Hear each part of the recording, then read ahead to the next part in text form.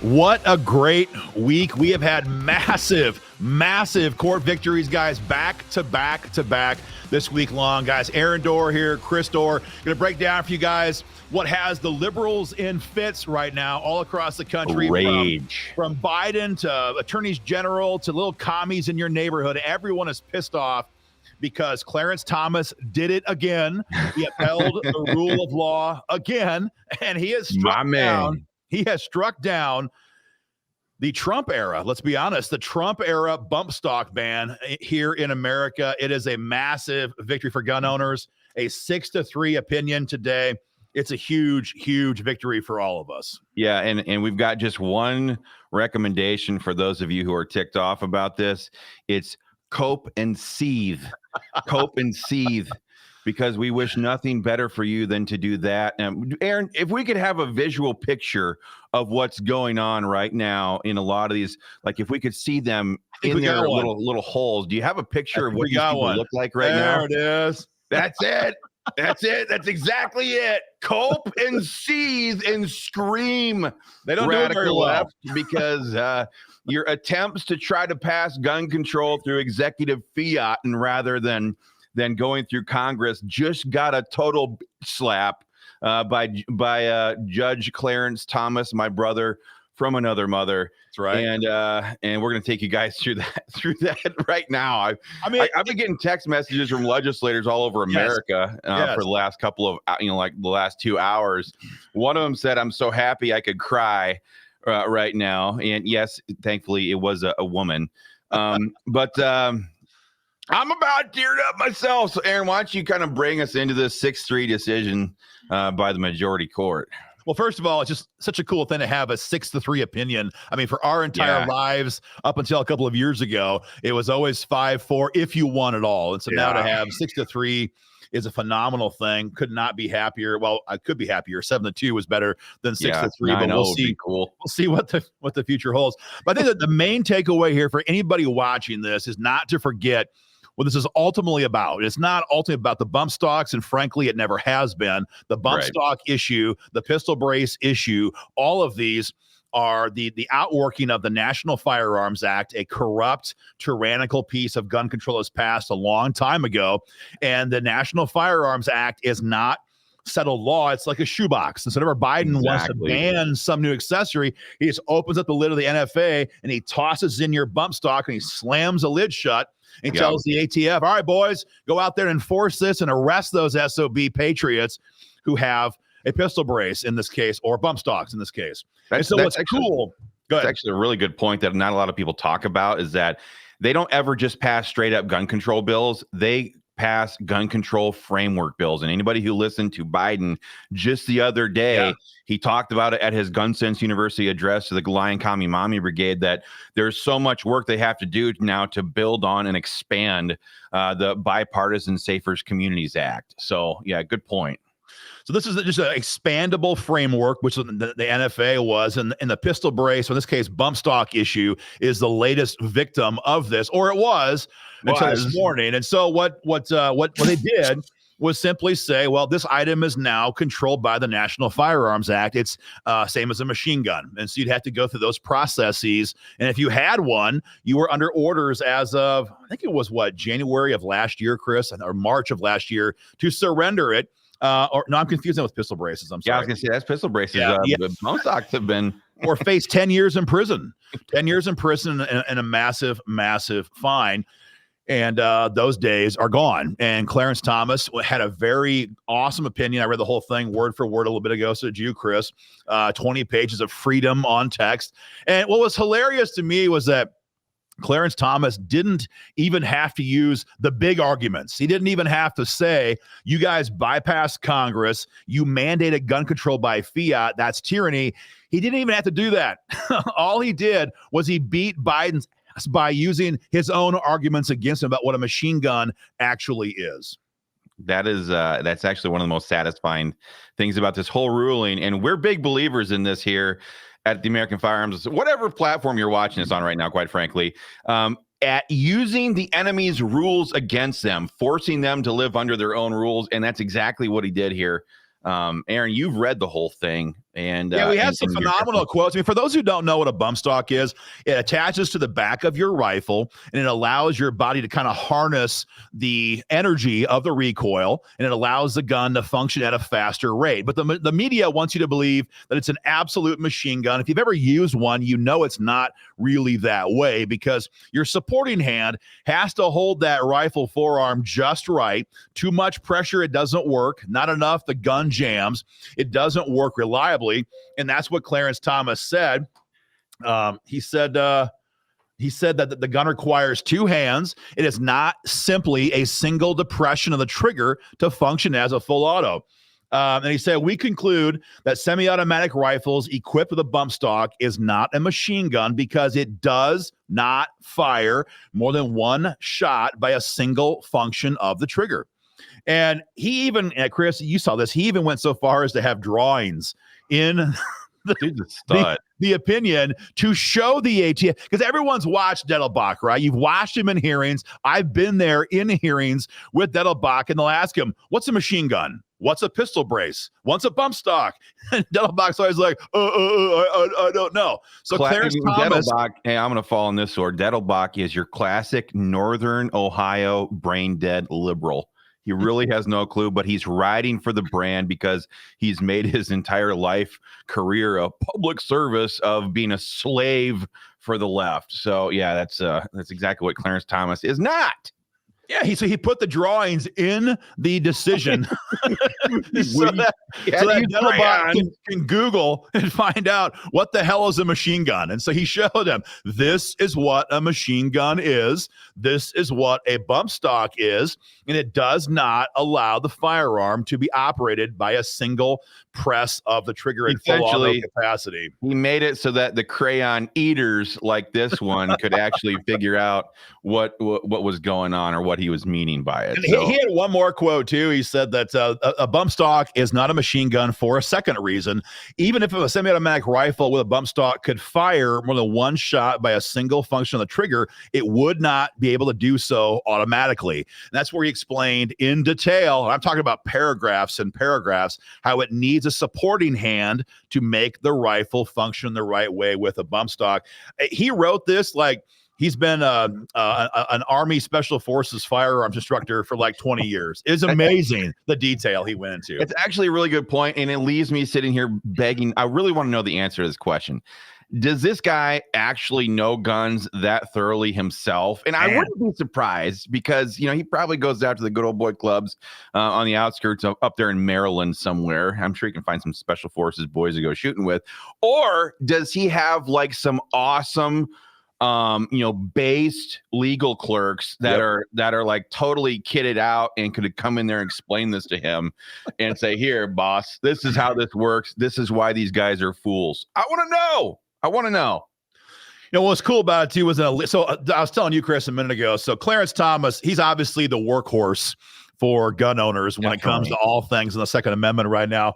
But Justice Alito, the dude cracks me up. Justice Alito cracks me up. I shouldn't call him dude, because he has a half a page opinion where he pretty much is like, yeah, all that he said. Oh, yeah. And then he has a very good shot across the bow of today's Democrat Party and the rhino backstabbing traitors who want to ban bump stocks. He says there's a simple remedy for the disparate treatment of bump stocks and machine guns. Congress, this is genius. Wait for it. Congress can simply amend the law. And he says, and perhaps would have done so already if the ATF had stuck with its earlier interpretations of bump stocks. Now the situation has been made clear by us, he's saying. Congress can act. So Alito is being very clear. He's like, hey, if you commies, if you gun-grabbing tyrants, if you want to ban bump stocks, then have the balls to do it on the floor of Congress. Take the roll call vote so the American people can hold you accountable if you want to vote for tyranny. And they don't have the balls to do that right now. And what I also enjoyed about this very thoroughly, even though she's dead, was this was all very predictable. It was even predictable to then alive, not unalive, Senator Dianne Feinstein. She had said something to the effect that that the NRA's lawyers were going to have a field day with this because it was hinged on a dubious analysis, and that the ATF lacked the statutory authority to prohibit bump stocks in the first place. So even some of the hardcore radical lefties on the other side could see what was happening here, the dangers of the path that they were pursuing. But I think this all is part of the left, it was part of the left's strategy to throw so much crap at the wall, to see how much it could, to see how much could stick, so that they could then start building on that with successive attempts like the ATF's pistol brace ruling and things like that. So this really cost them a lot. And let's not forget, and I'll just go there and say this because not a lot of people are willing to say this, but let's just not forget that this thing was never used in an actual thing anyway. It was never used by the never seen any proof anyway. It's never been proven that this was used by anybody. So don't let that cow, Letitia James or whatever her name is, don't let her sit there and try to say stuff that to try to make these claims. Don't let anybody claim that this was used in some kind of a previous crime, because it's never been proven to be the case. And just don't forget then, folks, the next time there's a shooting somewhere, the next time some president on the left, on the right, whatever, tries to then point to an accessory and say, we have to ban this, that is absolutely the wrong approach to take. That is the definition of tyranny, of bypassing Congress and mandating gun control through executive order. Thank God this Supreme Court could shut this down. And it took years. This happened in 2017. It's been, it's been about 7 years, but never forget that that Clarence Thomas took 7 years to get here, but they took care of it. Thank God. And, literally, thank God. There's a Bible verse that comes to mind here. And I was trying to find it a minute ago, Chris, as we were talking. I think it's Proverbs 29:2. When the righteous increase, the people rejoice. When the wicked rule, the people groan. And we have groaned in this country for a long time, and we're by no means out of the woods. I'm not trying to imply that. No. But so often we get victories like this, and when that happens, we should all be very thankful for that kind of grace. But Chris, that wasn't the only massive gun victory in court this week. We have a second one. Before we move on to the next one, I wanted to talk about one thing here really quickly, and that is, this is the case at the federal level. Bump stocks are no longer illegal at the federal level, but there are many states that have passed their own state level version of a bump stock ban. And if you live in one of those states like California, I think Washington, Illinois, New York, New York State. Yeah, a lot of these states, Illinois, they might still have these things in place. And so for those of you who were comfortable being a felon under this federal ATF rule, maybe the load has lightened a little bit, but that does not mean you're out of the woods at your state level. And be aware, these people will absolutely persecute you and prosecute you. If they have an ATF agent or one of their state law enforcement agents show up at your local shooting range and they see you out there bumping off a couple drums worth of celebratory 5.56 right now. So just keep that in mind.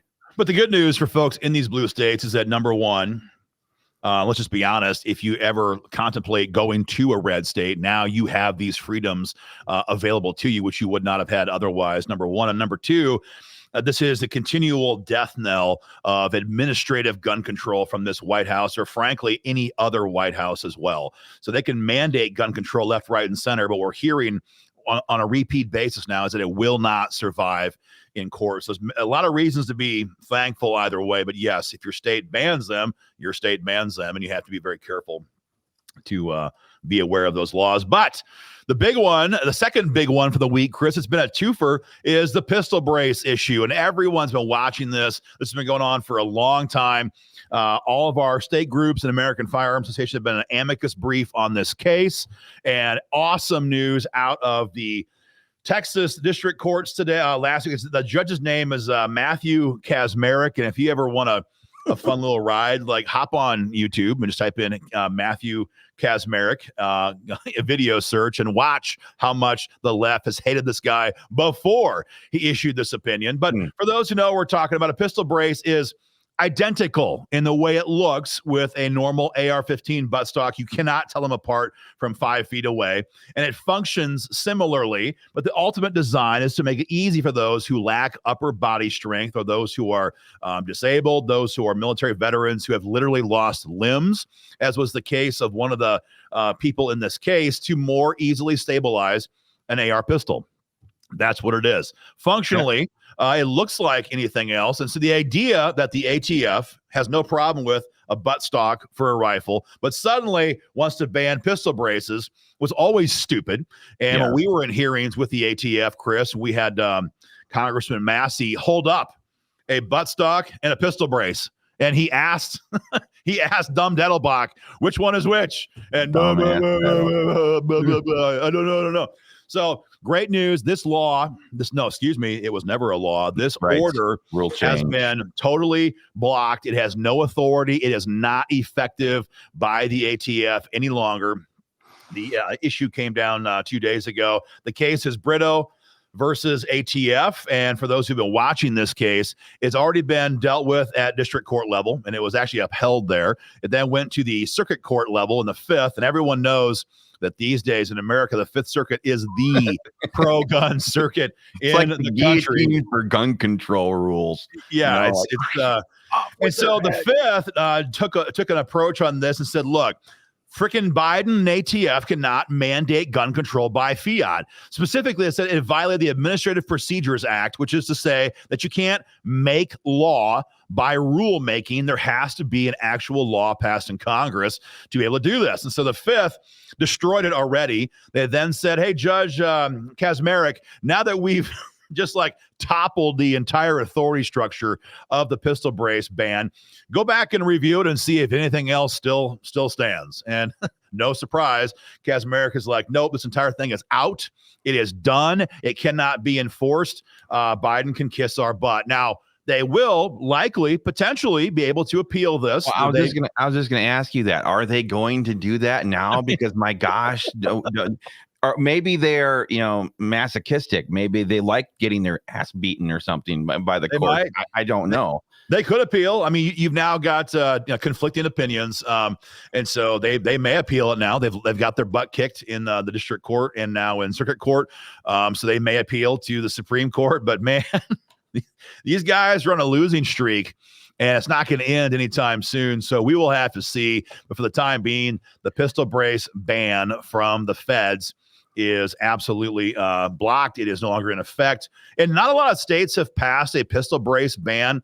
I think very few, as in maybe none, have actually passed a pistol brace ban. Not that I know of. A lot of the blue states have passed the bump stock ban, but I think a lot of them were waiting to see what was going to happen with the bump stock ban to decide, are we going to waste our time in banning pistol braces? They might try and do it now in light of this decision from the courts, but for the time being, this thing is over. So two major victories. Yeah, I would also just throw this out there because we saw this in July of 2022.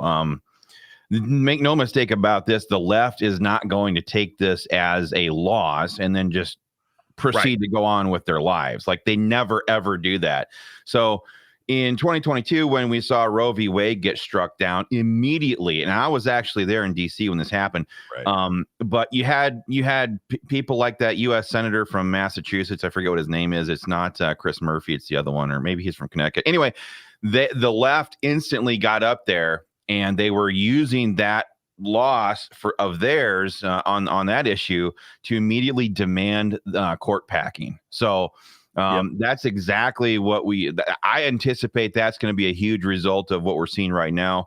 They're going to want to expand the court from 9 to 13. I doubt they would go 11. 13. No, it's 13. 15. They have bills already filed. They already have bills filed. Okay. Yeah. So that's the natural course of action for them here is to go in that direction. And of course, they will absolutely try to make gun control a massive issue in the upcoming presidential elections as well. So, they want to add 100 district court judges as well. That's already in legislation proposed in Congress. And they want to go from 9 to 13 because going from 9 to 11 doesn't fix their problem. That's not enough. That's back to a 5 to 4 court, I believe. It'd be on that split. And then also by having a larger bench, it allows them to get, more time and opportunities then to swap out different people when they get control. So their goal is then, if they get in, they want to get the youngest people possible in there so they can have long-term, tenures on the bench, and give them ample opportunity to replace them the next time a lefty gets elected. So, yeah, like Justice Brown, for example. Ketanji Brown is very young. She'll be there for decades and decades and decades. And she's just dumber than hell. She came in to find a woman. She came in to find a woman. That's look inside her own pants or down her own shirt to figure out exactly what she is. So that's how stupid. I mean, that's how dumb these people are. For those who are asking what does come next at the Supreme Court level after the elections in November, because nothing's going to happen between now and November, but what's going to happen next? Well, Sonia Sotomayor, who was confirmed in 2009, now travels with a medic whenever she travels longer distances. No, you can Google it. It's all over the news. I mean, it's everywhere. She's going to Starbucks nearby if she gets to do that. No problem. But when she travels distances, she has to bring a medic because her diabetes, how you pronounce it, depends on what part of the country you live in. Yeah, it's bad enough that she has to have a medic with her when she travels. So the next president will undoubtedly be appointing at least one, nominee to the Supreme Court. Of course, President Trump put 3 justices on the Supreme Court. It is ironic that President Trump is the one who made a huge mistake and banned bump stocks by executive authority. However, the same justices that he put on the court said, no, that's not how this works. And we're going to strike that down. And of course, the Biden White House went all in with Merrick Garland to help uphold that decision in the Supreme Court. And there it is. There it is. My man. I mean, that guy is fighting. Put that back up there. You can just tell. You look at that guy's face, like he's fighting hard to keep that smirk off his face because this guy is he's done more to safeguard freedom through God's common grace than any Republican Congress that we've had in our lifetime. And any Republican president, frankly, that we've had in our lifetime when it comes to the Second Amendment. So every other special interest group gets a payoff when Republicans get power. I mean, every single other special interest group. But what have gun owners ever gotten legislatively for all of the work that they do to get control of Congress and the White House? Not one thing, and far worse than that, they get shivved in the ribs. I'm sick and tired of that. Yep. Anyway, guys, that's the wrap up for right now. It's a great victory. We're very thankful to be a part of this for you through our legal team and our amicus briefs. Much more to come. These issues are not going to go away. We have upcoming cases on Biden redefining what a gun dealer is, and much more is coming. As Chris said, they're not going to take this loss and simply go home. But for today and for this weekend, pop off, dump a mag for Clarence Thomas. Dump a mag for Clarence Thomas, even if it's 50 cents around right now. Dump a mag for Clarence Thomas and be thankful for this massive victory we had this week in court. Much more to come, guys.